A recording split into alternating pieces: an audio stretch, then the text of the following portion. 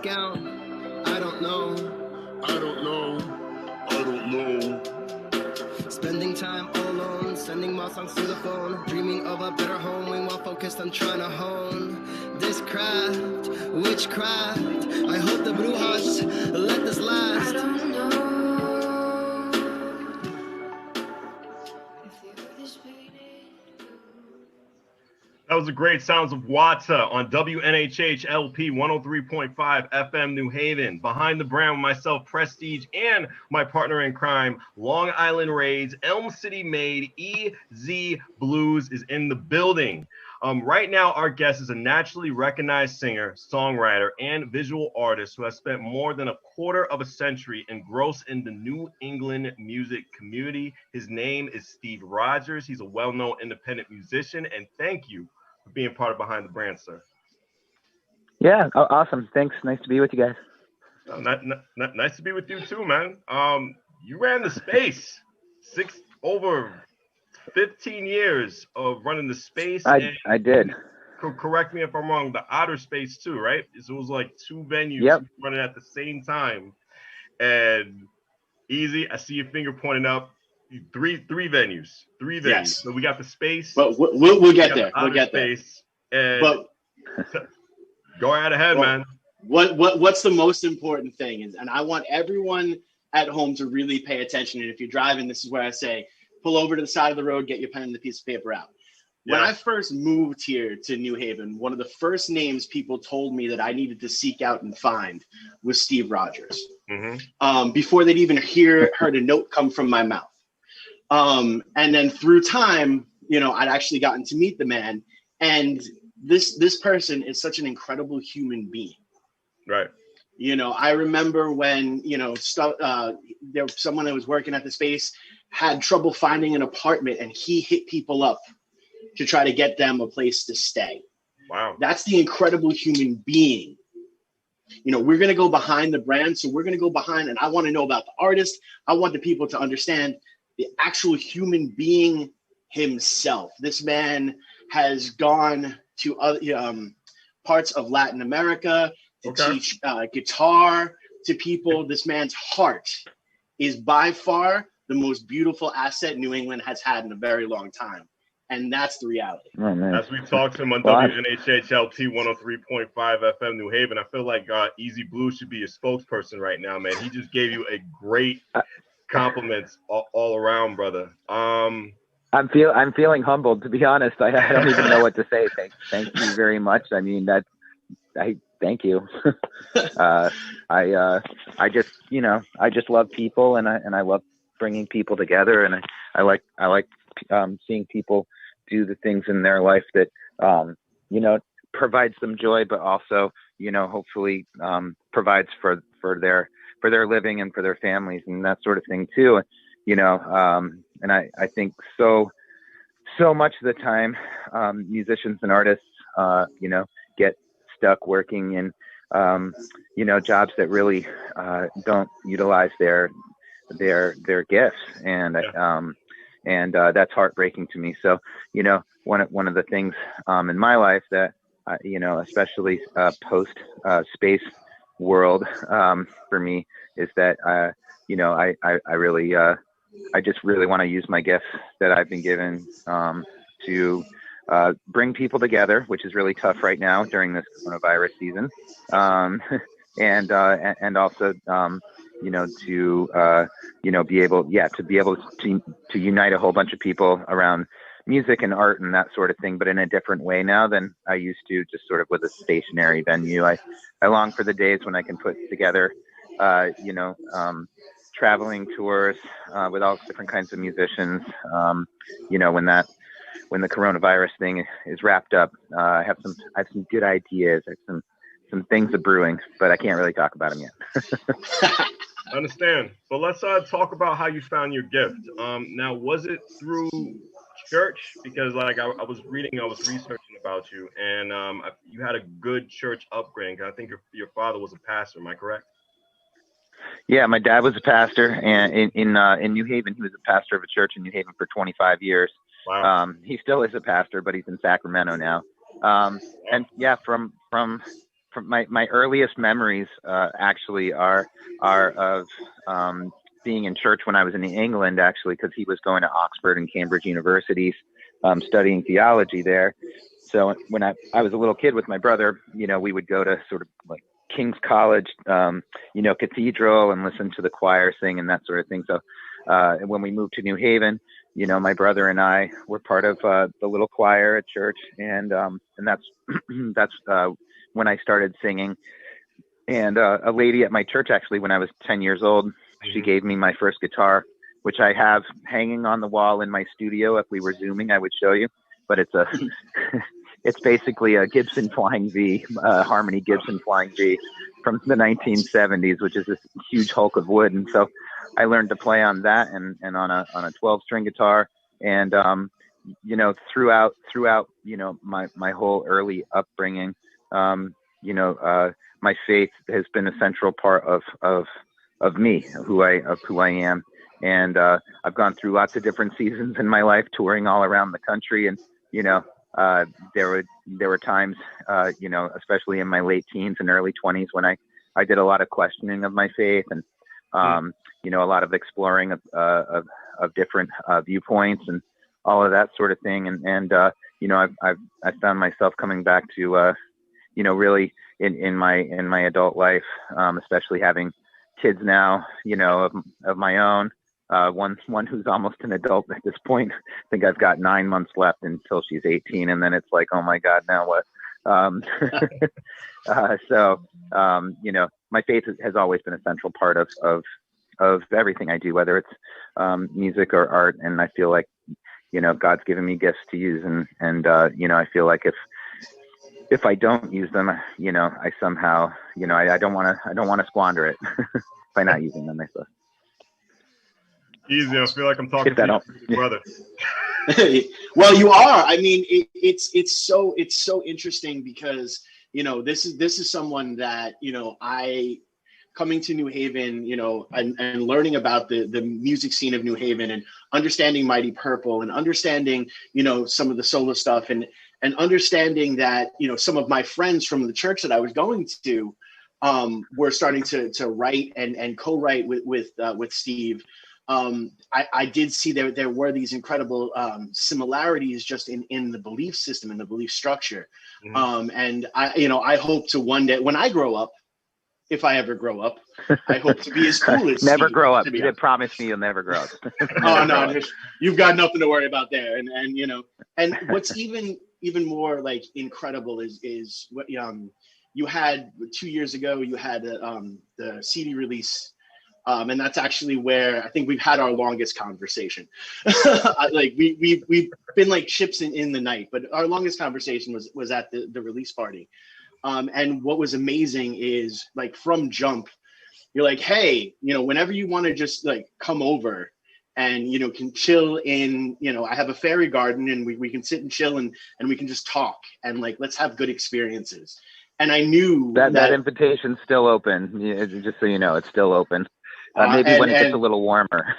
Yeah, no, definitely needs to be a little bit warmer. And I think it's just an incredible thing, because like the scene in which I came from, that didn't happen. The scene where I came from, there was a guy sitting at the door with a pad, and everyone who came in had to say what band you were from. And everything was so competitive, and everyone was so there was no love. And I know. Yeah, to transition to here, and to transition into a scene that yourself and Greg Sherrard and Seth Adam really helped build and create this community. To be able to step into that, I mean, it was like putting on a comfortable pair of socks. You just take them out of the bag, but you feel like you've worn them forever. And it's such a great feeling. And thank you so much for that. I mean, I've seen so many incredible acts and made so many great connections, whether it be Growlix, whether, it be, Eddie Crash, all these people, coming just through, the scene and the path in which you helped facilitate. And whether that be with the incredible work you did with Mighty Purple, or the stuff that you did with the space, the outer space, and Spaceland, and the ballroom as well. So I mean, it's an incredible thing, and thank you again so thank much you for so that. much. Yeah, it was quite an adventure. 15 years of it felt like I got on the circus train and just didn't get off for 15 years, basically. And there were always, new carnies jumping on and off as Right. time went along. I loved the vitality of all the young, the young people that would, sort of latch on to the all ages space early, like when in their mid high school days. And then, sort of like, I saw that evolution of a lot of those young musicians while they were sort of, in really premature phases of developing, their musicianship and their craft. And then, having the ballroom, be a thing, for the last couple of years of the ballroom, seeing some of those kids who I'd met early on, are full blown adults now, you know what I mean? Many with jobs, but many touring all over the country and really, really following their music careers. And, from seeing them, just kind of get up on a 5-band local band night, you know what I mean, with maybe like their pop punk band in the early days, to seeing them, on a stage with like a major jazz outfit, really, that was an incredible feeling for me, just to see so many young people's evolutions over the years, sticking with their music, and also very inspiring. One thing for me is I spent so much time creating a platform, or 3 platforms, I guess, for, people to create on and share their music, share their art. A lot of mine took a back seat. I toured for 10 years, pretty much 200 plus shows a year with my brother in Mighty Purple. And once the space kind of, really took off, my own music, and really took a back seat. So I although, I was, in this thing, and, it wasn't like I ran the space. It was like, I basically facilitated a place where a whole bunch of people could come together and make crazy things happen. And my name was on all the bills, So, some amazing things happened there. Some amazing things were birthed there. There's a lot of things that continue on that were birthed there. And that, it makes me happy. And for the most part, almost everybody involved over there over the years, just, they just wanted to see positive things happen in the scene, and really didn't care about lining their pockets. There are exceptions to that rule, but it was I felt like it was sort of a beautiful place to be. When I signed up to do the space, it was literally because I was just running an open mic on Monday nights in this little tiny railroad depot across the street from where the legal space was. And I lived in this little railroad depot for 10 years of my life before I got married. It was sort of like not a legal living space either. And it started out as my practice space when I was 17 years old, and we were subleasing from an artist and musician, local artist and musician named Bad Bob. And he was the creator of a whole line called Screaming Man, and so we were renting from him. And one day we showed up and there were new locks on and all of our equipment was inside. And so we had to go find the landlord. And it turns out the rent hadn't been paid, although we were paying rent. And so we took over the lease. We had to come up with 6 months of the rent for the building. And basically, ended up that became Mighty Purple's practice space. And so we would go and do these, shows, when we were coming up, we would be able to, we had a very sizable audience in New Haven, and so we'd go and play like a Tune In or a Toad's Place and bring 200, 300, 400, 500 kids out. And then you know, after the show, I would say, hey, you know, if you know how to get to the space afterwards, come hang out with us. And, you know, so we'd have 100 people crammed into this tiny little building and jamming until 6 a.m. and watching the sun come up. And, you know, it felt very community and commune.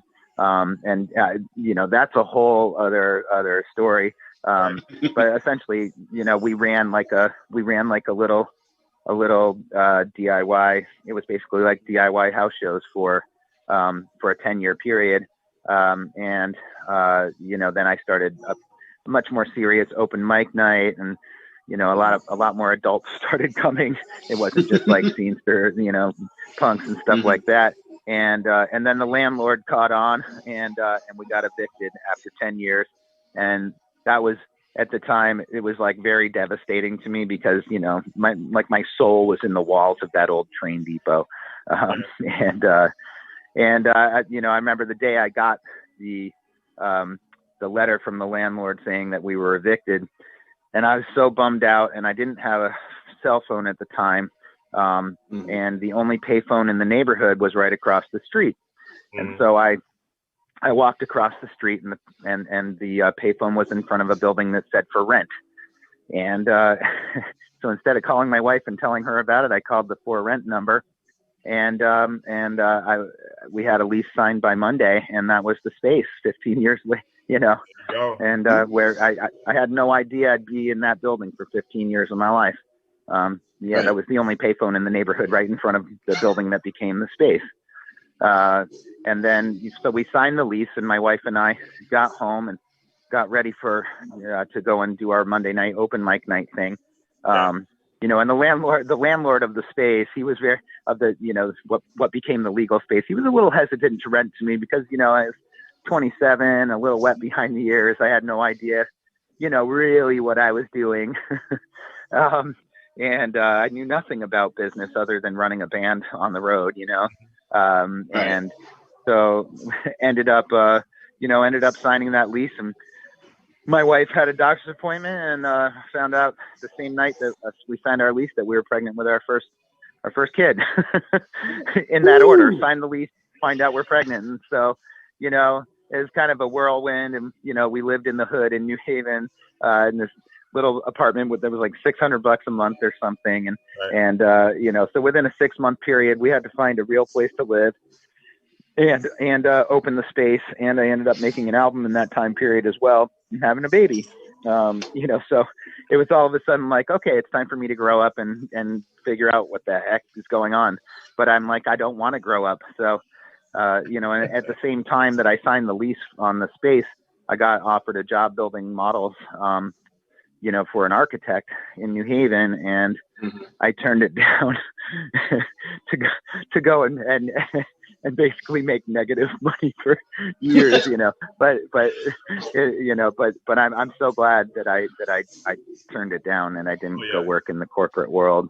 You know, I never went to college or anything, but I started building models, you know, very accurate scale models when I was a kid, and that's been, you know, something that I've been gifted with for a long time. But, you know, I think that my life certainly would have been a lot different if the space didn't exist. And, you know, a lot of people have told me that the space meant a lot to them and maybe put them on a different course in their life too. So, very glad that it was able to happen. Steve, do you miss the connections that you had with a lot of people during your tenure of just running that whole facility? Because it had to be so many. Do I miss the connections? Yeah. Yeah. That's the part of it I miss the most, is connecting with people. Absolutely. And being in a community of people. I don't miss, you know, the cook calling out on a Saturday night at 4:00. I don't miss exorbitantly high electric bills that, you know, have to figure out paying, you know, by having like bar mitzvahs during the day, you know, that sort of thing. Like I don't miss the logistics of running that. I feel very free from it. And the freedom that I've experienced from it has actually birthed like a whole new creative spirit inside of me in the last couple of years. I mean, at the end of the spaces, I went through a very rough time, and a whole time of rediscovery as well. And, you know, and learning who real friends were and that sort of thing. And so, you know, I do miss the connections a lot, because I used to, you know, I would connect with 50, 100 people a night sometimes, you know, just because.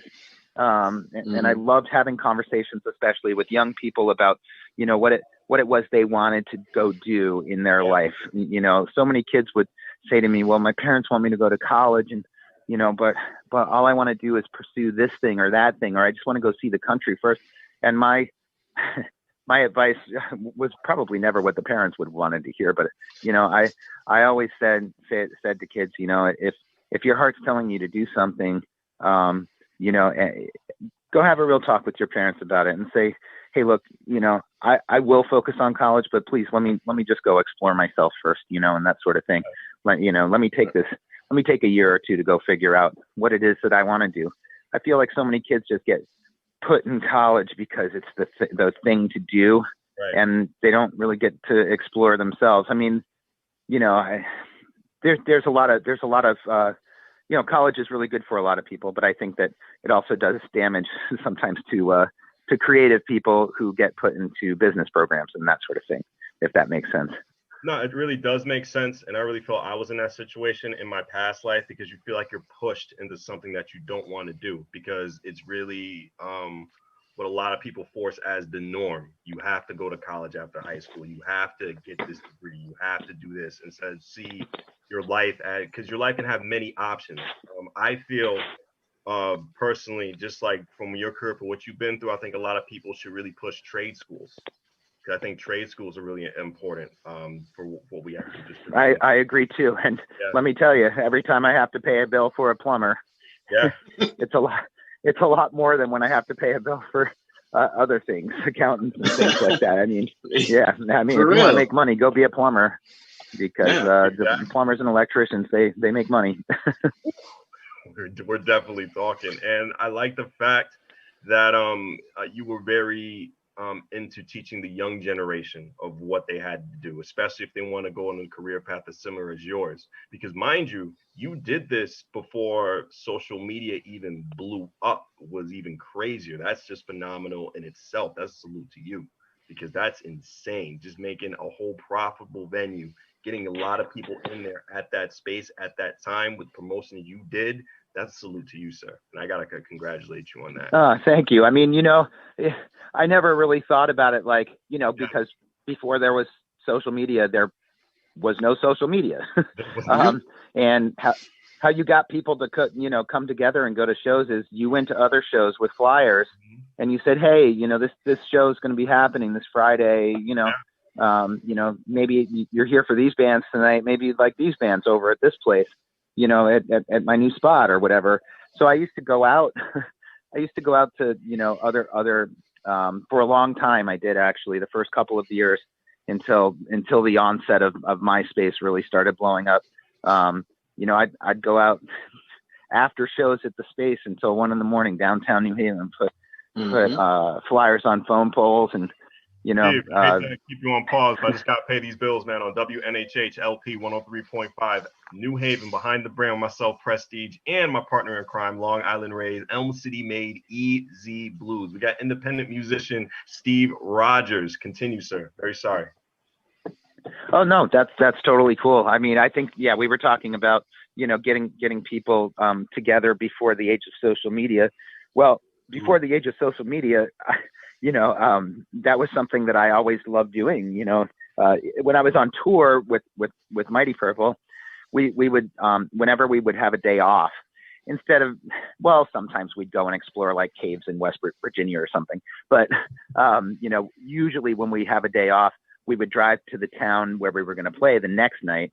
And we would walk around college campuses and hand out flyers. Hey, we're playing, you know, the Somewhere Else Tavern in Greensboro tomorrow. You guys should come see us. You know what I mean? And go make friends with people at the coffee shops. And, you know, we would go into a town almost totally blind, or maybe having a little bit of radio play, you know, where a few people would have heard of us and would come out. I mean, we did have markets where we had significant radio play and lots of people there, but in new markets where where we were going in blind, we'd go and make friends. I mean, we had a big RV with all of our gear, and there were 7 of us, 3 crew and 4 band, and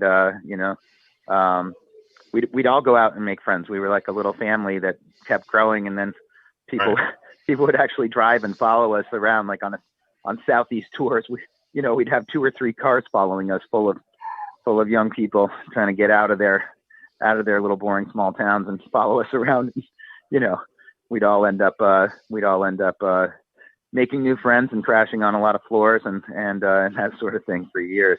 So, I was never a stranger to going out and making friends and trying to bring people together. When I had the venues, it was just, I was bringing people together in one place rather than, all over the place. So it was a really cool experience. And then honestly, because I always had, a young person, maybe somebody who just graduated college or was still in college doing a lot of the booking, because, they were really in touch with, who their 19-year-old friends were really into. You know what I mean? Here I was at 28, 29, 30, running a venue, and basically, a lot of young kids saying, well, dude, everybody at my college listens to this band. And maybe I'd never heard of that band. I'd say, okay, let's do it. Let's give it a shot. And then, so many more people would end up coming, and it just turned into the space was a big family for a very long time. I think once there was a lot more commerce involved, and some outside forces, that got involved, that's when it started being tainted by corporate yuck. Well, and that's the thing. I want you to know this, that it's still a family. There's still these amazing connections that it was because of something you facilitated. I mean, even someone who, came in just towards the end of the space, I've made some incredible connections. People I consider our family because of that venue, man. Because of the work that you've done. So please don't, I know that, you look at it and you say, oh, there were connections, but there still are those connections, and there still are those people that are family. And I know that you went through that period where you got to see people in their realest form. And it stinks sometimes when the mask gets pulled back, but there are also still a lot of people that are able to facilitate a lot of love and are able to grow together and be family because of the work in which you put forward. So, and again, thank you for that. Well, man, thank you. And it's easy for me to sort of like lose sight of that, just because, for the first sort of year and a half after the spaces closed, or whatever happened, the ends of the spaces, however it all worked out. I took a real time, a real step back. I mean, I was working 70, 80 hours a week over there, making things happen. And then at the same time, I really wasn't seeing my kids. And so, I got really involved at home, homeschooling my kids and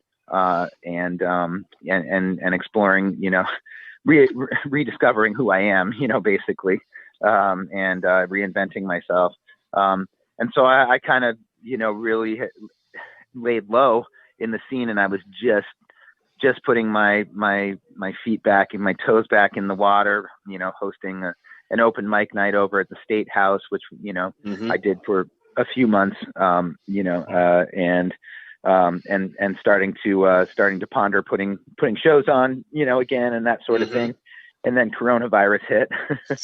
So, and so the last about year of my life, has basically, and all of our lives, has been not being able to gather in community, which is, I think been hard on, especially creatives in a lot of ways, because so many musicians and artists, we like to come together and have, sometimes have a beer together at the end of the day and that sort of thing. And certainly go to support each other's shows.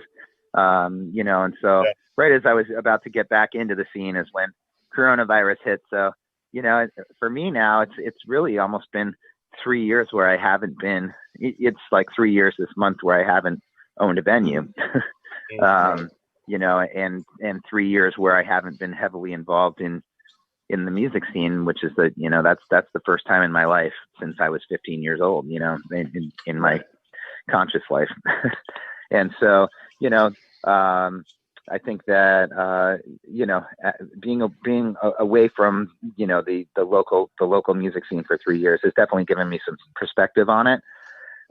You know, and now I can look at it from an outsider's perspective, because before I was such an insider. And I think that, I think that's been a really healthy thing for me to have been able to step away from it. I wouldn't have chosen to step away for quite this long, just because, you know, coronavirus, you know, but at this point, you know, when things do, you know, eventually start coming back around, I certainly, you know, I'm not sure if I want to, you know, immerse myself like I was before when I owned venues, but I, you know, I definitely can't wait to see people again and you know, potentially, you know, bring people together in new ways. Hopefully that can be this year. We already got the vaccine. I hope so. Crossing fingers. I hope so. Make this, you know, a reality by fall time. Yeah. Yep. I mean, you know, at this point, I'm really focused on getting my visual art more out there because, you know, it's making art is kind of a solitary process for me. Most of the time, unless I have a big project going on and I have to rope my daughter into helping me plaster, you know, giant mountains or something.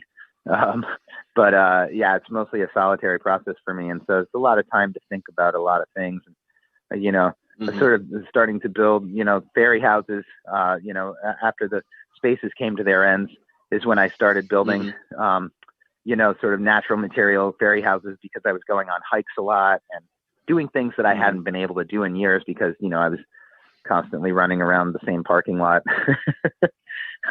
between venues. You know, so I started hiking and collecting materials, and I made my first fairy house, you know, for my wife for Mother's Day.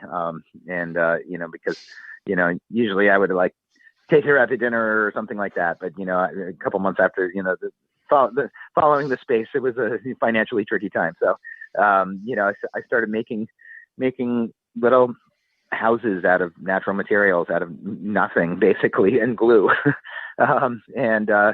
And then people started seeing them and they wanted them to, you know, hey, would you come put these on display in my storefront for the Christmas season? Okay. You know, and so, and then I, you know, I got recognized by, you know, somebody else, you know, which was involved with this multi-city Christmas festival called Enchant Christmas. And they had me building train sets and scenery for them, and flying me out to Seattle and Florida and DC. And, you know, so it's pretty neat, being able to do totally new things, you know, and explore it and have it also, you know, be partial provider for my family too, you know, as far as, you know, doing art, you know, but doing it for my, you know, having my passion, you know, sort of help support us. That's amazing. Absolutely amazing. We got a little bit of time left in this program, unfortunately, but I'd love to have you back on because I felt we can talk about numerous things throughout your career and just in life in general, just especially with your breakthrough. I'd love to. Anytime. Sorry, I was having so much trouble with the Zoom thing. I'm not. Zoom was being weird. It wasn't you. It was technology. Zoom. It's Wi-Fi. It's just getting everything together. It's been the whole 2020. It's probably going to be a major chunk of 2021 too. So it's out of your control. I'm just happy you're with us today. I just want a little bit of advice. We got a good friend of yours, Seth Adam. He's going to be on Friday. Anything you can warn me about? With Seth?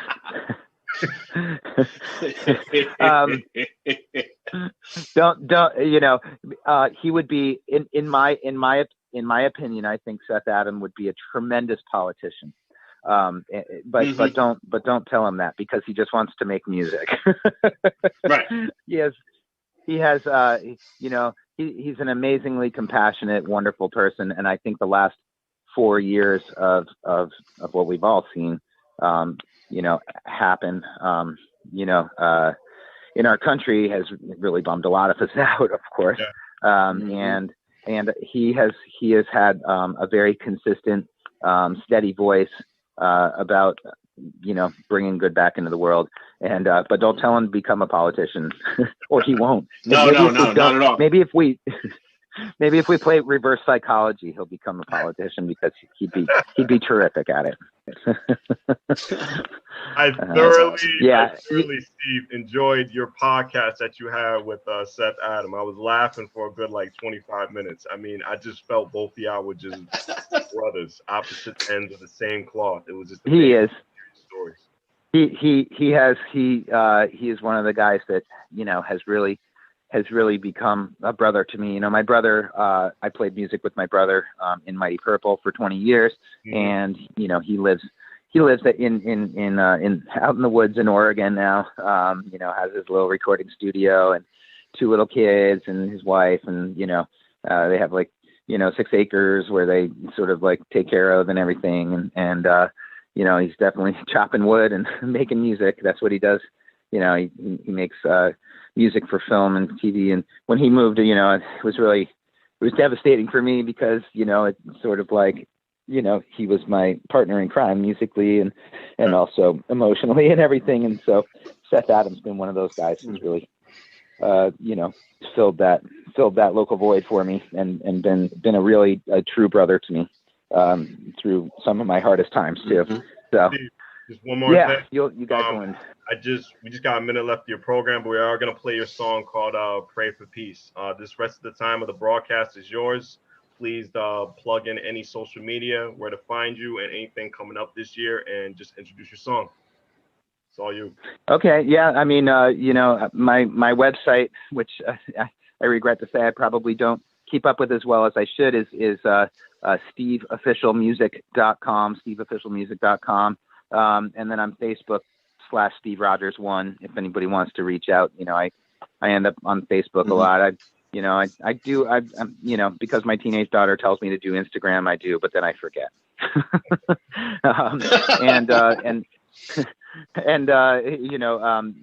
The song Pray for Peace that we're about to hear, it was a song that started coming to me shortly after the Ends of the Spaces, in sort of a rough format. And then, usually I'll write a song in 5 minutes, but with this song, I really took my time with it over the course of 6 months, and it's been a joy to share this song with so many people. And I can't wait to be able to be out there playing it again and having tons of people on stage singing with me. So yeah, there's that. Steve, thank you so much for being a part of Behind the Brand. I got to have you back on. So much we got to tell. On WNHH LP 103.5 FM, New Haven. Right on, fellas. You guys have a great day. You too. You too, brother. Love you. Take care.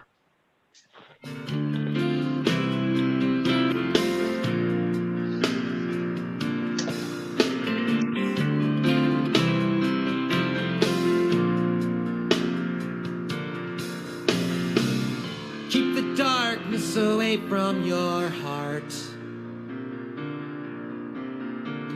Slowly enters in and then it claws you apart. Spark your flame until your fire explodes. You won't be scared if you're led by the light and hope. Don't let the weight of this world, don't let it get you, don't let it get you.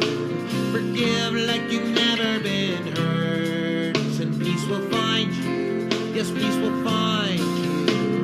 Love like you've never been afraid, oh, and this love